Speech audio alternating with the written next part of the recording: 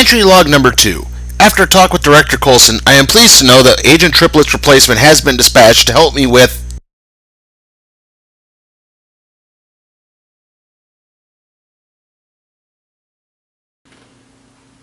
I'm beginning to think this might not be on the up and up.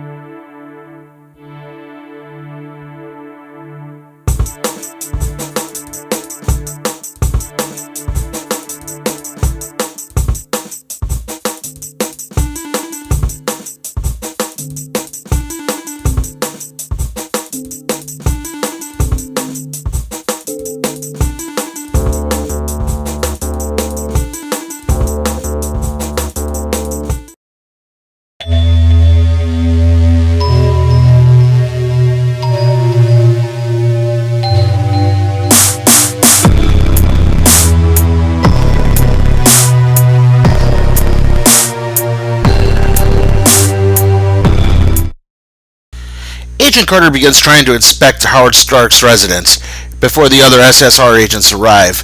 Turns out that they were able to trace a license plate found at the rocks and oil explosion. However, when the SSR agents arrive, they wind up taking in Stark's butler, Edwin Jarvis, for interrogation. Edwin Jarvis. That name sounds really familiar. Oh well. Agent Carter looked in on Jarvis's interrogation. He was able to handle it pretty well, until a previous treason charge was brought up during his British military service. Agent Carter was reportedly able to locate a stolen vehicle report that Jarvis had filed earlier. This somehow made Agent Carter look less favorable in the eyes of the SSR head. Jarvis then joined Agent Carter for a second look at Stark's residence. As they journeyed into the vault, Jarvis explained his treason charge, which stemmed from him forging a general's name on a document that was trying to get Jarvis's Jewish fiancée out of Budapest.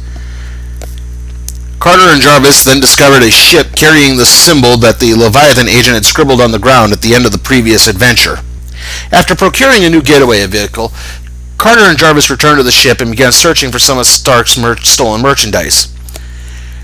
They were able to locate some of the items, including a device that caused involuntary muscle constrictions.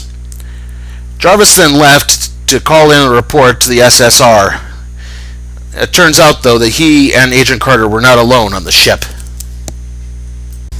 After a helpful distraction from Jarvis, Agent Carter was able to fight off the thug using the muscle constriction device. Carter and Jarvis then left, and the other SSR agents arrived. However, on their way to interrogate the thug, Agent Kosminski and the thug were killed by an unknown assailant. After Agent Carter found out the next day, it turns out that Howard Stark is considered the number one suspect in this murder.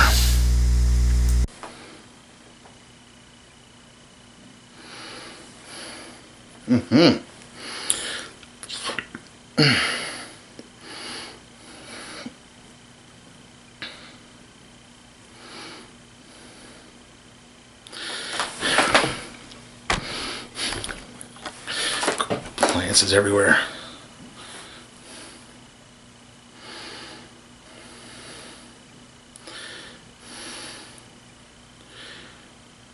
All in all, I'd say this was a pretty good episode as well. It compares. All in all, I'd definitely say that this episode carried on a lot of the good parts of the first two. It did unfortunately carry on the whole sexism, Peggy being kept down by the man thing. And yes, I understand this is supposed to be the late 1940s and women in the workplace weren't as common then, and so the idea of sexual harassment and stuff like that just didn't exist.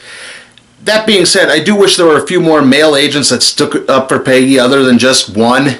Although, Admittedly, the sexism quotient is probably going to drop down now that Agent Kizminski, who was the most overtly sexual of the sexist agents, is gone, so maybe that's not too bad.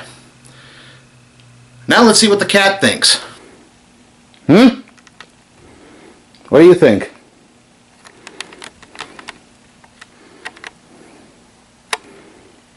What do you think about it?